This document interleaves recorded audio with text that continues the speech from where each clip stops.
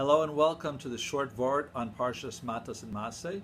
Today I will share two divrei Torah based on Rav Shimon Schwab's Mayan Beis HaShoeva. Both of them are on Shevii of the Parsha. It says in Perek Lamed Beis, Pasuk Mem Aleph and Mem Beis, V'yar ben Menashe halach v'yilkodesh chavosehem.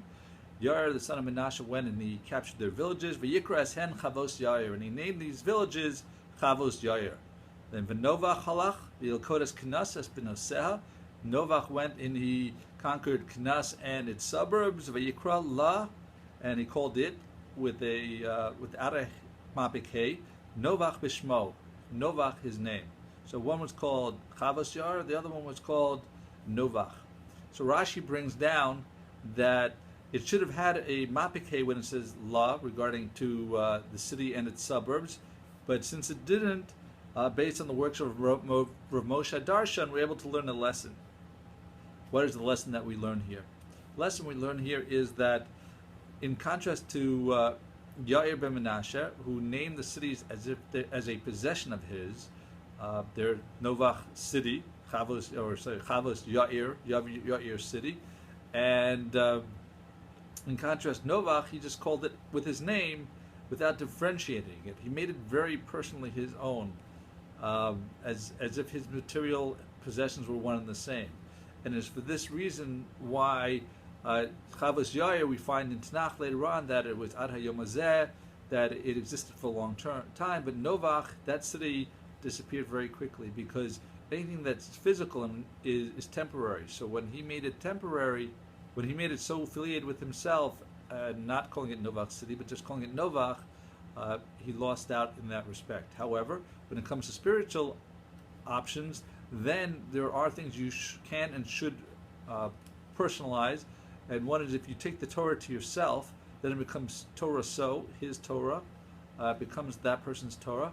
And when you daven, as David HaMelech says, if he took into himself that Vani Tefillah, that I am Tefillah. So in the case of material, you should not be so connected to your possessions. There should be some distance. But in the case of items of spirituality like Torah and Tefillah, then it is a good thing to make that strong connection. Now moving on to Mattos.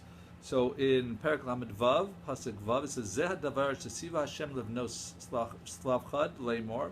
These are the things that Hashem commanded to the daughters of Slavchad, saying, Lato beineim tiyena nashim ach l'mishpachas matei and tiyena nashim. So their father had passed away, and they wanted to keep his Yerusha, and Hashem seems to be commanding them to take husbands from their Shevet. However, the Gemara in Bava Basra tells us that this was actually only a suggestion, and they were free to marry whomever they wanted. If this is the case, then why later on in Pasuk Yud it says Kasher tziva Hashem es Moshe kein asu bnos slavchad? Sounds like that they did it as a commandment of Hashem.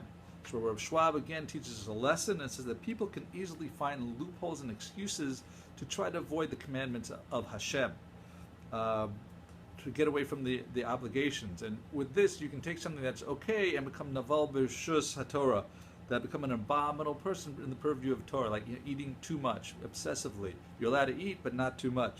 So the Torah is recording the story that the Bnos Slavchad, that they married people within their tribes, even if it was just a suggestion, but it's counted as if it was a commandment to show that that's the way we should take it. When Hashem gives us good advice in the Torah, we should listen to it.